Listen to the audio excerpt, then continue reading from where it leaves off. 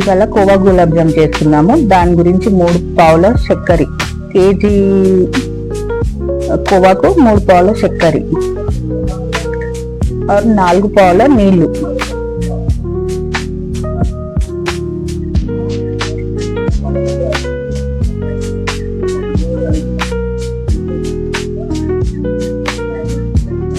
ఇలాచి, కొంచెం కుంకుమ పువ్వు,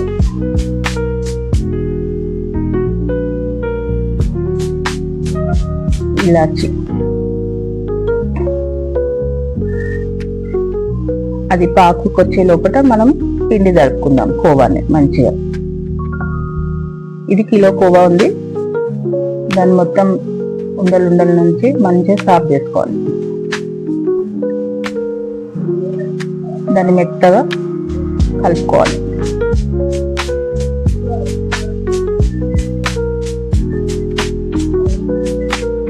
ఉండలు లేకుండా మంచిగా కలుపుకోవాలి.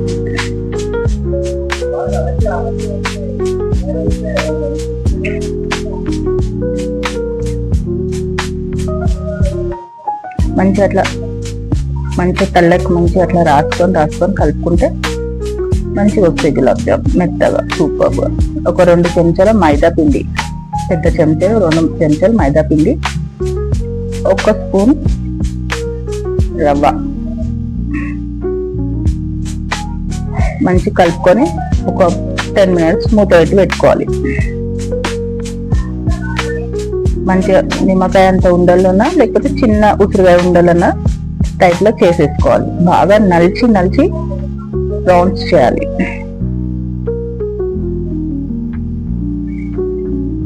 పాకు వచ్చేసింది. దీనికి ఇప్పుడు ప్రస్తుతానికి ముద్ర పాకు రావద్దు, మామూలు పాకు వస్తే చాలు, జిగి వస్తే చాలు.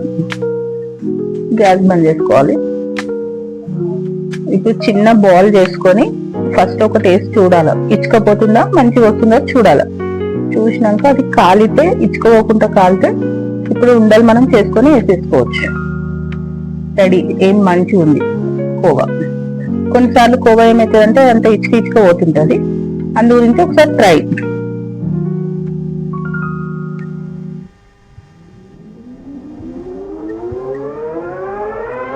ఇప్పుడు గ్యాస్ మంట చిన్నగా చేసేసేయాలా. మంచిగా పెద్దగా పెడితే మాడిపోతే లోపల కాలదు, లోపలంతా పచ్చిగా ఉంటది. కాబట్టి చిన్న మంట చేసుకొని నూనె మంచిగా కాలినాక చిన్న మంట చేసుకొని మంచిగా స్లోలీ కాలవాల.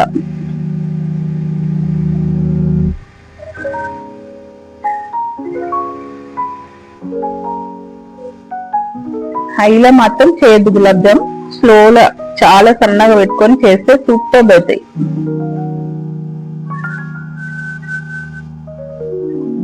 మంచి గోల్డెన్ కలర్ లో వచ్చినాక తీసేసుకోవాలి. తీసి డైరెక్ట్ పాకంలో వేసేసేయాల.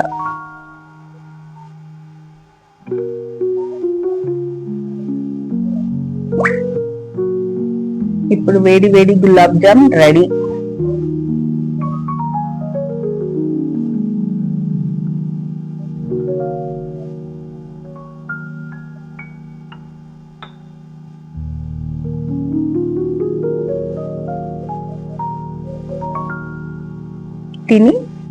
తిని టేస్ట్ చెప్పండి మాకు.